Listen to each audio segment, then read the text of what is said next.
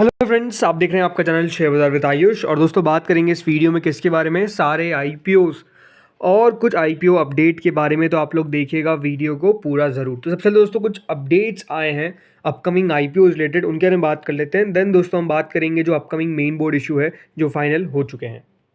So friends, खबर किससे related है? खबर है दोस्तों यहाँ पर एक कंपनी जिसका नाम है एजिस्टिक लॉजिस्टिक्स, उसके दोस्तों सब्सिडरी कंपनी का आईपीओ जो है वो बेसिकली हमको आता हुआ दिख सकता है। और दोस्तों ये जो अनाउंसमेंट है ये देखा है तो पहले कर दी गई थी कि यहाँ पर जो आईपीओ है वो लेकर आया जाएगा, और अब दोस्तों ऑलमोस्ट ये फाइनलाइज हो चुका है कि कंपनी अपना आईपीओ लेकर आने वाली। तो दोस्तों एजिस लॉजिस्टिक्स की सब्सिडरी एजिस वोपक टर्मिनल्स, राइट, ये अपना आईपीओ आपको लाते हुए नजर आएंगे। ये जैसे मैंने आपको बताया एक सब्सिडरी कंपनी है एजिस लॉजिस्टिक्स की। कंपनी दोस्तों प्रेफरेंशियल इशू से ऑलमोस्ट 800 करोड़, तो बाकी का बचा हुआ 4000 करोड़ आईपीओ से रेस करती हुई नजर आ सकती है। तो अपने आप में आप देख सकते हैं कि एक ह्यूज इशू रहने वाला है, बड़ा इशू रहने वाला है, जो ऑलमोस्ट दोस्तों 4000 करोड़ का रह सकता है, जिसमें से कंपनी यहाँ पर कंपनी ने कहा है कि ऑलमोस्ट कंपनी 800 करोड़ तो प्रेफरेंशियल इशू से भी रेस करती हुई नजर आएगी इस कंपनी के लिए। सो दोस्तों जैसे आपको मैंने बताया कि कंपनी ऑलमोस्ट 10 रुपये की फेस वैल्यू है, 4000 करोड़ का इशू है।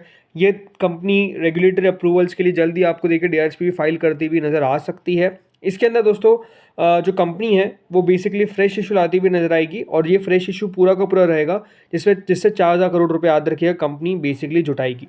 अब देखिए इसी सेगमेंट की कंपनी आई थी जिसका नाम था जेएसडब्ल्यू इंफ्रास्ट्रक्चर। एग्जैक्टली दोस्तों इसी तरह की कंपनी है एजिस वोपक टर्मिनल्स। तो नो डाउट देखते हैं कि अब किस तरीके का ये आईपीओ आपको रहता हुआ नजर आता है। अभी तो दोस्तों डीआरएसपी फाइल नहीं की गई है, बट ऑलमोस्ट चांसेस है कि बहुत जल्द कंपनी की डीआरएसपी जो है वो हमारे सामने आपको आती हुई दिखेगी, एंड देन डेफिनेटली अप्रूवल के लिए समय लगता है, बट नो डाउट ये एक अपकमिंग इशू है। अब आ जाते हैं दोस्तों यहाँ पर जो हमारे मेन बोर्ड इशू है जो अपकमिंग है। सो देखिए नाम आ रहा है स्विगी का, ये तो पता ही आपको। स्विगी आईपीओ ओपन होता हुआ नजर आएगा फ्रॉम 6 नवंबर टू 8 नवंबर। आज वैसे दोस्तों मैंने आपको एक शॉर्ट वीडियो बनाकर बता दिया था कि यहाँ पर हम स्विगी का आईपीओ आने वाला है और सेजिलिटी का आईपीओ आने वाला है, बट इसके अलावा एक और मेन बोर्ड इशू जिसका हम वेट कर रहे थे उसकी भी अनाउंसमेंट हो चुकी है, तो वो भी डिस्कस कर लेंगे। सो देखिए 1 रुपये की इसकी फेस वैल्यू है, 371 से 390 का प्राइस बैंड है, 38 शेयर का लॉट साइज है, करीबन 11,327 करोड़ का ये इशू होने वाला है, जिसमें से करीबन 4500 करोड़ का फ्रेश इशू रहेगा, तो बचाओ बाकी का ऑफर फॉर सेल रहेगा 6828 करोड़ का। इसमें कंपनी अपने एम्प्लॉयज़ के लिए डिस्काउंट रखा है 25 रुपीज़ पर शेयर का। तो दोनों एक्सचेंजेस पे आपको लिस्ट भी होता हुआ दिखेगा ये आईपीओ। देखिए कंपनी नो डाउट स्विगी जानी पहचानी है, बढ़िया है। ये देखना इंटरेस्टिंग रहेगा दोस्तों कि इसकी एंकर बुक में किस तरीके का पार्टिसिपेशन रहता है।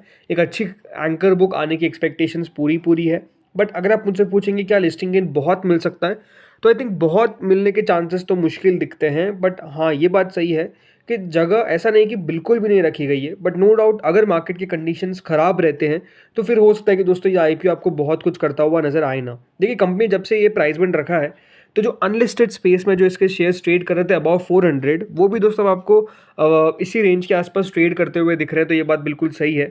इसके अलावा स्विगी ने अपने सारे जो भी अनलिस्टेड शेयर्स थे उनको फ्रीज भी कर दिया है, तो ये बात ध्यान रखिएगा। अगर आपके पास शेयर था तो वो फ्रीज हो चुका है, डेबिट के लिए भी और क्रेडिट के लिए भी। अब वो फ्रीज क्यों हुआ है उसके पीछे का रीज़न है, अगर आपने अनलिस्टेड में शेयर्स लेते तो आप ऐसा नहीं है कि हाथों हाथ जिस दिन लिस्टिंग होगी उस दिन बेच पाएंगे, लॉक इन रहता है, फिर वो लॉक इन खुलने के बाद आप शेयर्स बेच पाते हैं। तो इस बात का भी आपको पता होना चाहिए अगर आप अनलिस्टेड स्पेस में शेयर्स खरीदने के बारे में सोच रहे हैं।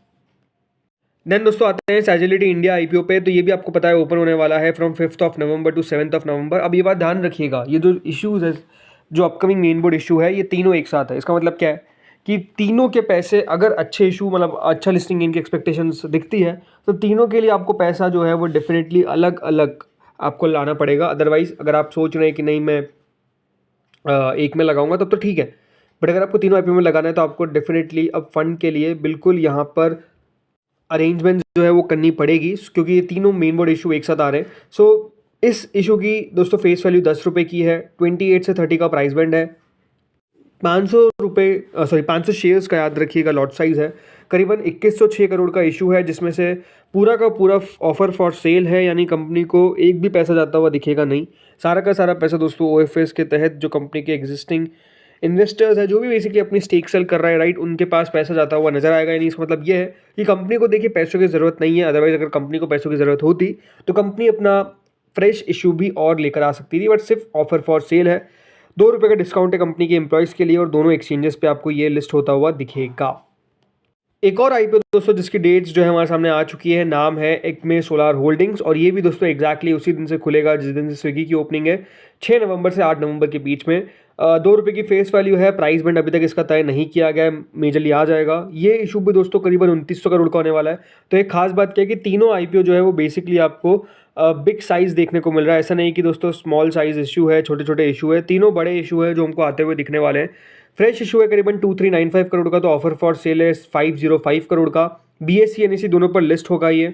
इसके अंदर भी दोस्तों जो रिजर्वेशन है वो रिटेल के लिए सिर्फ 10% का है, क्यूआईबीज के लिए 75% का है, तो एचएनआई के लिए 15% का है। तीनों आईपीओ के अंदर दोस्तों जो रिटेल पोर्शन है वो सिर्फ 10% का है। अब काफ़ी लोग मुझसे पूछते हैं 10% का रिटेल का हिस्सा क्यों है। देखिए इसके पीछे का रीज़न होता है, जब भी इशू, या ये बात ध्यान रखिएगा, जब भी कंपनी एक लॉस मेकिंग होती है, या फिर पिछले 3 सालों के अंदर, राइट, अगर 2024 से, तो 2024, 23 और 22, अगर इन तीनों फाइनेंशियल ईयर्स के अंदर कंपनी ने किसी एक भी साल में लॉस किया है, तो क्योंकि दोस्तों ये एक मैंडेटरी चीज़ है कि अब क्योंकि आप एक लॉस मेकिंग थे, मान लीजिए 2023 में कंपनी लॉस किया तो 24 में प्रॉफिटेबल है, तो तब भी स्टिल कंपनी को जो रिजर्वेशन है वो 10% ही रखना पड़ेगा due to the loss they have incurred. तो इसलिए दोस्तों कंपनी को 10% हिस्सा रखना पड़ता है। और ये तीनों कंपनीज ने दोस्तों एक ना एक बार अभी लॉस दिया। जैसे कि अगर आप एक्मे सोलर होल्डिंग्स के देखेंगे तो 2023 के अंदर कंपनी ने करीबन 3 करोड़ का घाटा दिया था। अब मान लीजिए अगर यहाँ पर 2023 में कंपनी ने प्रॉफिट दे दिया होता तो कंपनी 35% का हिस्सा रख सकती थी, बट क्योंकि यहाँ पर 3 करोड़ का कंपनी का घाटा हुआ, तो इसे दोस्तों कंपनी को जो हिस्सा है वो 10% रिटेल का रखना पड़ा। एग्जैक्टली सिचुएशन सेम है सैजिलिटी के साथ, और ऑब्वियस सी बात है स्विगी तो अभी भी लॉस मेकिंग है ही, ठीक है। अब बात कर लेते हैं दोस्तों ग्रे मार्केट के बारे में। तो देखिए स्विगी की ग्रे मार्केट ऑलमोस्ट 5% के आसपास करंटली चल रही है, मतलब कोई बहुत बड़ा जोश नहीं है ग्रे मार्केट के अंदर, ये बात साफ दिख रहा है, राइट। बहुत बार देखिए होता क्या है ना, जब ऐसे इशू आते तो ग्रे मार्केट में भी आपको एक उत्साह दिखने को मिलता है, बट खास बात ये कि देखिए कोई खास उत्साह स्विगी की ग्रे मार्केट में नज़र नहीं आ रहा है, और करीबन 5% के आसपास चलती हुई दिख रही है, राइट। अगर आप मुझसे पूछेंगे तो मुझे यही लगता है कि फर्स्ट फेसेट में ये 5-10% ज़्यादा लिस्टिंग गेन हो सकता है कि ना दे पाए, राइट। हो सकता है कि देखिए यहाँ पर जो इशू है वो उतना खास ना कर पाए स्विगी का। इसके पीछे का रीज़न सिंपल है, आई थिंक वैल्यूएशन ज़रूर कंपनी ने कट किए, बट स्टिल अभी भी देखिए क्योंकि कंपनी ने घाटा रिपोर्ट कर रही है लगातार, राइट, तो वो अपने आप में दिक्कत है। कंपनी ने आज ज़रूर एक इंटरव्यू में कहा था कि उनका जो इबिटा है वो ऑलमोस्ट 0.8% पॉजिटिव हुआ है, बट स्टिल डेफिनेटली वो जो रहा है ना वो अभी भी बहुत आसान नहीं है। ज़रूर दो कंपनीज़ है पूरे स्पेस के अंदर, बट स्टिल इशू है।